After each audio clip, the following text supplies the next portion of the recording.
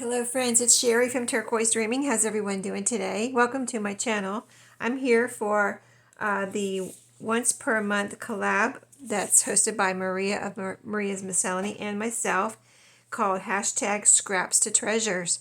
So this is where we get together once a month and use our scraps. It's an open collab, so anyone's welcome to join in, and we just do this on the 28th of each month. So you have all month to think about what you want to do, right? So I have been wanting to make some fabric tags and fabric, like, bookmarks and things. And this month for September, the prompt is bookmarks. So I got out my fabric scraps. So far this year, I think I've been every month, up until this month, I've used paper scraps. So this month I thought, yes, it's the perfect month to go ahead and do some, since it's bookmarks and I have some fabric scraps, why not make some fabric bookmarks?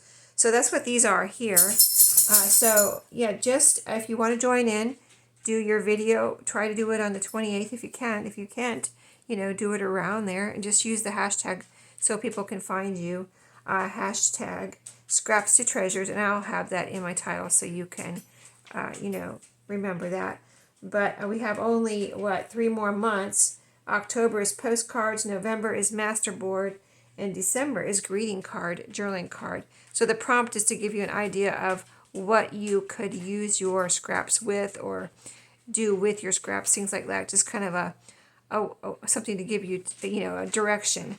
So yeah, I just got out some cardstock scraps, and this was an orange file folder. I had a piece of that I had been using for my Halloween journal and ephemera and things. So I took a piece of that, and then I had some of this craft colored cardstock, and I think that's what all of these have, the craft color on the back. So then I got my little fabric scraps out. So as you can see, these are the skulls, the sugar skulls, and I just have a little piece of that. I think this is all I have left of that. Just this piece right here, and I had this couple of pieces. So great for using fabric scraps. Let's see, this one is, I used this in my Halloween journal. So this was this scrap here.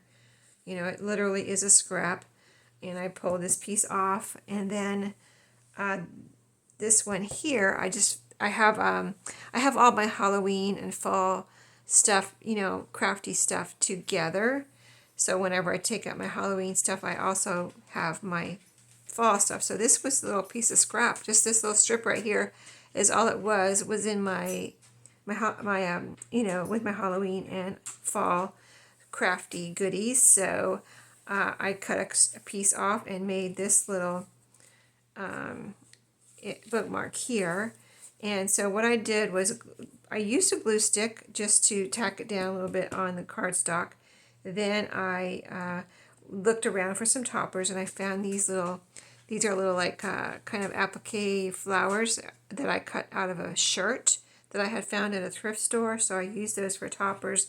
On this one, I had this in my fall stash already from last year, and it's a bottle cap that I had put a cabochon in, and underneath that I have the words "Give Thanks." So hopefully that's clear and you can see that. But I had made a few of those last year, and that's an actual bottle cap from a bottle, not the crafty bottle caps. So yeah, I have a bunch of those, and I have another one here made from an A&W bottle cap, and that one also says "Give Thanks." So that's just a I have a stamp, I think is what it is, that has the "Give Thanks" on it, and I stamped it on a circle like this right here. I have a little, 1-inch circle punch. I stamped it on a circle, and then I put it in there and put my cabochon, glue my cabochon down over that, and it's just an old A&W root beer metal bottle cap, and this is a bronze bulb pen, and so that's what that's how this came about. And here's some, if you don't have all the bottle caps and the cabochons and all that, you can make some out of these little key tags too. And just, if you have words you'd like to put on there, a little stamp or whatever, that's just what I did on this one. Use that little stamp on there. And so as you can see, these are done. I after I made up my mind as to the topper, I just straight stitched around the sides here in black thread. So at that point it was done. I will say that this one is a little heavy with this on here, and you can see how it kind of, but once you put it in a book, it'll be fine. You know what I mean? But I think if I were going to use one of these again, see, I did put up, this is the only one I put an eyelet into. I just used my regular hole punch, punched a hole, put an eyelet, a metal bronze eyelet, and then attached the bulb pin through there. But I would say if I were to do it again, maybe I would use 2 pieces of cardstock so it's a little bit sturdy. I just have to be careful not to make it too thick so that my sewing machine, you know, I want my sewing machine to be able to go through it. And so this one, let's see, I'm trying to think which one I did last. I guess I did this one last. This little Halloween fabric. And see how I tore the fabric to make the shape because I like the frayed edge on something like this. And this one I made, see how these are a little bit more tight, like the fabric pretty much or hardly goes over the edges. But this one I did a little different. I think it was fun too to have the fabric over the edges a little bit like that. And so this one, these all I sewed from the front because they were pretty much even. This one I sewed from the back so I could see where I was sewing. Because if I sewed in the front, I might have missed the 2 layers and sewed over here and not gotten the 2 layers together. So this one I sewed on the back, just a little tip there. And so I thought we could make one together. So I've got 3 Halloween and 1 fall so far. So maybe I could go ahead and use up this fabric here. I can probably get 2. Oh, by the way, these are, oh, that's a small piece. Let's see. Oh, here's my other, because I cut a bunch out of my scrap little cardstock here. I'm making, you can make it any size you want, but this is, I cut these little strips at 2 inches wide, and I was trying to make the most out of my scraps too by not, you know, making more scraps. So I was just trying to use up this piece. And so this is just barely over 6 inches. I think I was going for 6 inches, and I saw I had a little extra to use up, so I didn't make scraps. So I just made it, you know, made mine a little over 6 inches, but no big deal. You can make them any size you want. So, like I said, I have this little piece of fabric to use up. So let's go ahead and do that. This is this little salvage piece here. I'm going to just, this is how I rip it. I just make a little nick there, or a little cut in the fabric, and then just tear off whatever I need. And that was so weird that this was just the perfect little strip to make bookmarks out of, right? I mean, I did not tear this off of anything. This is how it was in my little container. So yeah, see, I can just cover it like that. And here's the other side. I'll show you. So I have it so it comes out over a little bit over the edge here, and I want it to come out over the, you know, bottom here too, or top, whatever I decide this is. And so I'm going to cut right here, just above the end of this cardstock again, and tear that. Okay, get all my strings off, and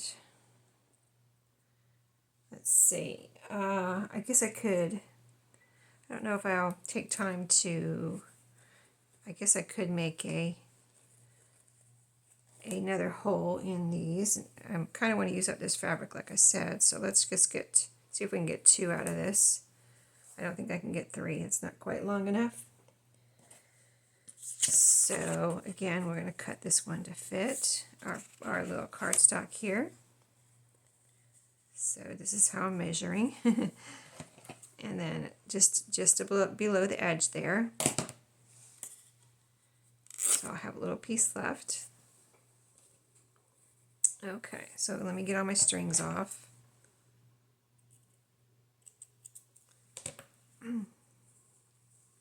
So if you want to get some ideas for scraps, be sure to check out Maria's channel. She always has great ideas and comes up with something really unique and different and amazing. And then also search the hashtag, and you'll be able to find and get ideas on using whatever scraps people are using and have been using this year. We've been doing this since January. So next okay, here's 2 pieces, and just to tack it down, I used my glue stick here. so that it would stay in place while I am sewing. I think it's kind of important. Some things maybe you don't have to tack down, but some things, you don't want to move it around when you're trying to sew them down. Oh, I was kind of turning over the fabric and then laying it down like this, so I make sure I get it in the right spot. So I can place it right where I want it, like this. So something like that would be good on this one. And then I've already got my glue on here, so let's place this one.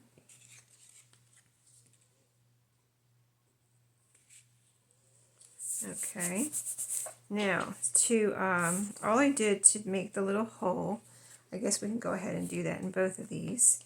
And I just took my regular hole punch and punched a hole. So that one worked out really well on this one, as far as how far I did it down from the top here, just like 1/4 of an inch.